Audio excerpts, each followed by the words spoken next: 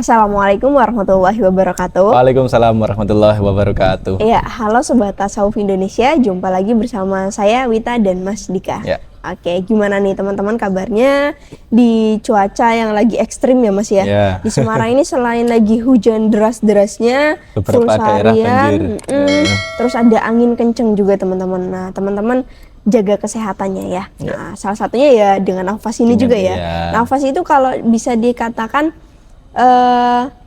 kita bisa meningkatkan rasa hangat tubuh kita nggak sih Mas? Iya bisa. Kalau kita napasnya semakin diperlambat kan CO2 di tubuh akan meningkat.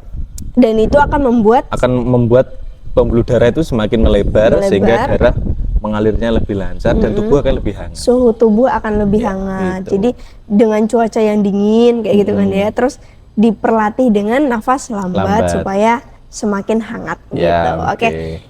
Sekarang kita mau bahas apa nih Mas? Kali ini kita akan latihan aja ya. Latihan, Saya akan praktek. Praktek untuk latihan napas sedikit lambat dan dalam dengan praktek menggunakan napas diafragma. Jadi supaya video ini dapat dijadikan teman-teman sebagai panduan nih atau guide ketika sedang mau latihan napas gitu. Oh, berarti kayak kita dari video pertama ya Mas ya? Dari video pertama mungkin sama yang terakhir kemarin kayak kita sekarang prakteknya gitu lah. Iya, sekarang prakteknya. Sekarang sesi prakteknya. Kalau kemarin-kemarin kan kita masih bahas pembahasan teori-teori. Kalau sekarang berarti full praktek. Iya. Oke. Tapi sebelum saya mulai ya, kenapa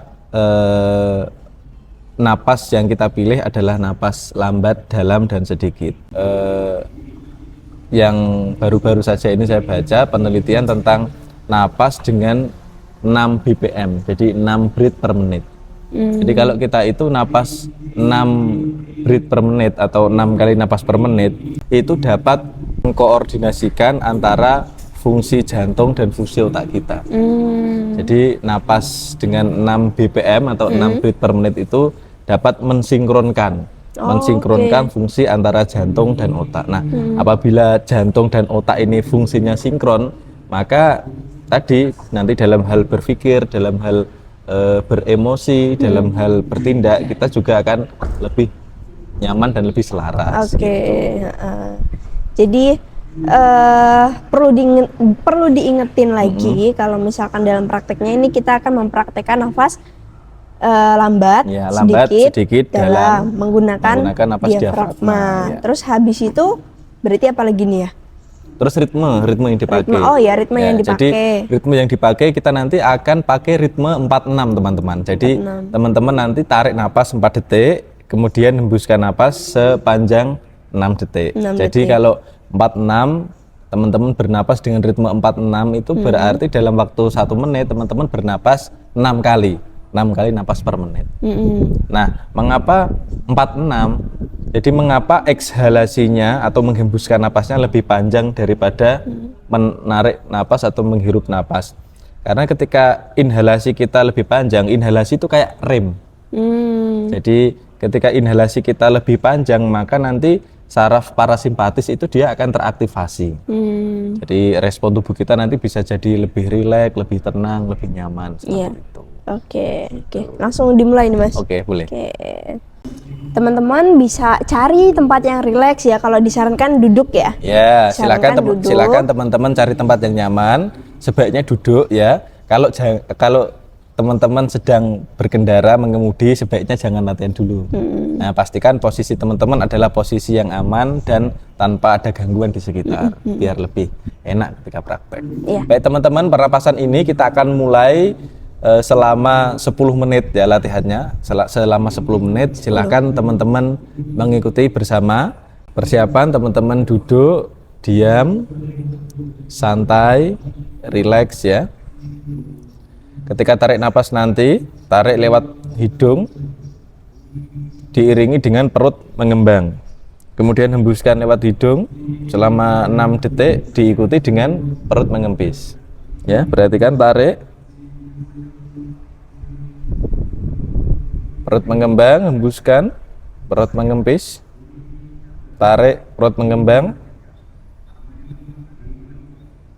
hembuskan, perut mengempis. Tarik, perut mengembang. Hembuskan, perut mengempis. Oke, siap ya? Kita mulai. 5, 4, 3, 2, 1.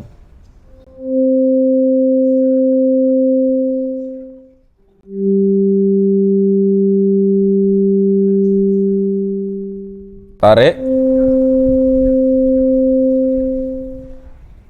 Hembuskan. Tarik. Hembuskan. Lanjutkan.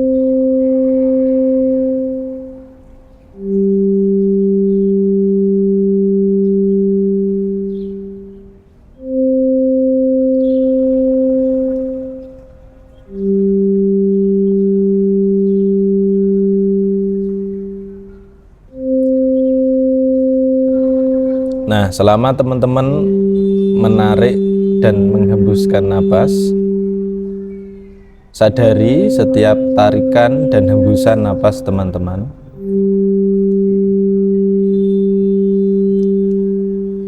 Nikmati, sadari setiap udara yang masuk.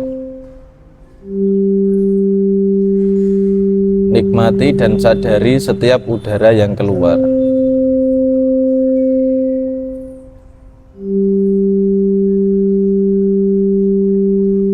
Rasakan dan sadari bahwa dalam tubuh teman-teman mengalir energi positif. Rasakan dan sadari bahwa di tubuh teman-teman sedang terjadi sinkronisasi antara otak dengan jantung.